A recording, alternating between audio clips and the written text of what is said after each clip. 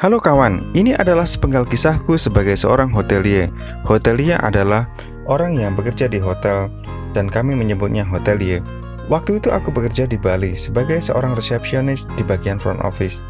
Seperti kebanyakan hotelier dream pada umumnya, aku pingin banget bekerja di luar negeri. Aku bisa mendapatkan pengalaman baru, teman baru, dan yang paling aku inginkan adalah jalan-jalan gratis ke luar negeri. So, pada waktu itu Dubai sedang membangun banyak hotel dan juga sedang membangun negaranya. Dubai adalah negara di semenanjung Arab yang penduduknya sangat multicultural.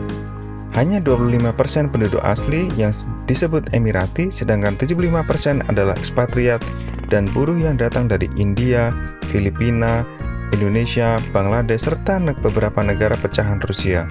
Di Bali ada agen penyalur TKI yang merekrut hotelier dari Bali. Aku mendapatkan informasinya lewat surat kabar lokal. Singkat cerita, aku pun melamarnya. Pada wawancara pertama, aku melamar posisi room attendant, yaitu di bagian housekeeping. Sayang, mungkin badanku terlalu kecil, jadi aku ditolak.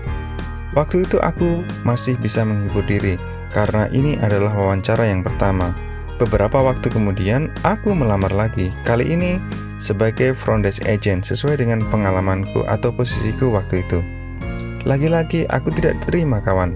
Kata user bahasa Inggrisku kurang bagus dan mereka mencari staf yang bilingual atau staf yang menguasai bahasa Inggris dan bahasa internasional lainnya.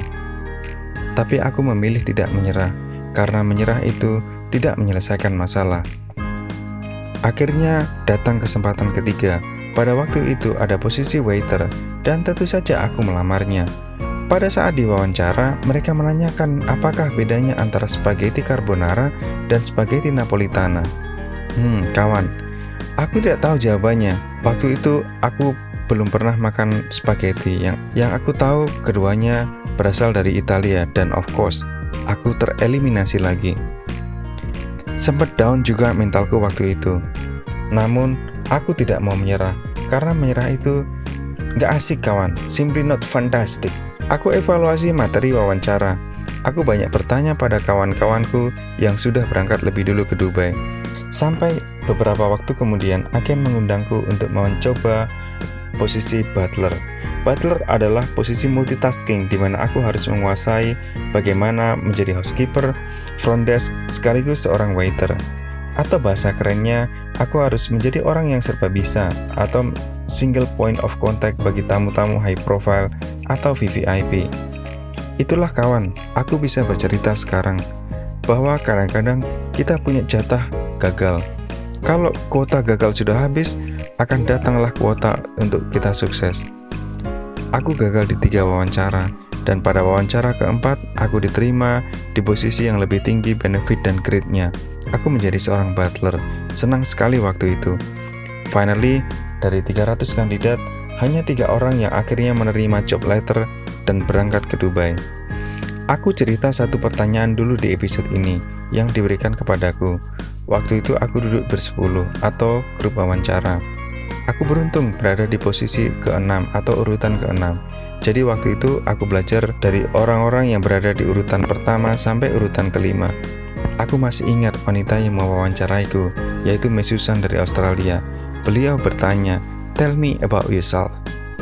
Pertanyaan yang biasa saja menurutku, tapi belajar dari kegagalan wawancara sebelumnya, kali ini aku harus melakukannya dengan impresif atau harus membuat wow orang yang mewawancaraiku. Ini adalah kesempatanku untuk menjual CV kepada perusahaan Arab. Jadi inilah yang aku pahami kawan. Yang pertama, jawabannya harus singkat, menceritakan pengalamanku dalam industri perhotelan. Pasti beliau tidak akan tertarik apabila aku menceritakan tentang jumlah kambing yang aku punya, atau jumlah binatang peliharaanku, atau mungkin nama dari binatang kesayanganku. Dan yang kedua kawan, pasti beliau mencari orang yang runut, sistematis, percaya diri, dan seorang team player. Dan itu akan kelihatan dari narasi jawaban yang aku sampaikan. Dan yang paling penting adalah bahasa tubuh, karena bahasa tubuh atau body language mengkomunikasikan lebih banyak hal. Jadi aku harus tahu bagaimana body languageku ketika berbicara. Pewawancara juga mempelajari bahasa Inggris kita, dan intonasi suara kita mencerminkan seberapa besar rasa percaya diri kita. Dan inilah jawaban yang aku berikan atas pertanyaan Miss Susan tentang tell me about yourself. Good morning Miss Susan, my name is Robert and thank you for this interview opportunity. The CV that you're holding is, I believe, one of the best among the butler candidates.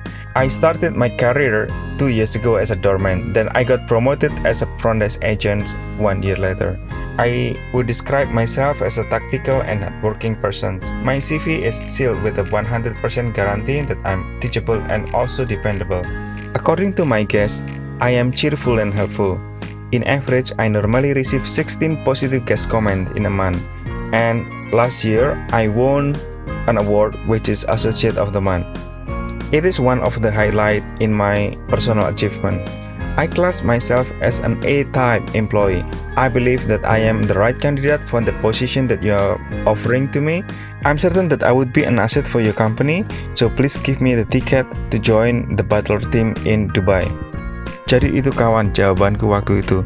Mungkin aku mengucapkannya tidak terlalu sempurna, tapi aku yakin waktu itu orang yang mewawancaraiku benar-benar melihatku sebagai orang yang bisa diandalkan, jujur, dan mungkin humble.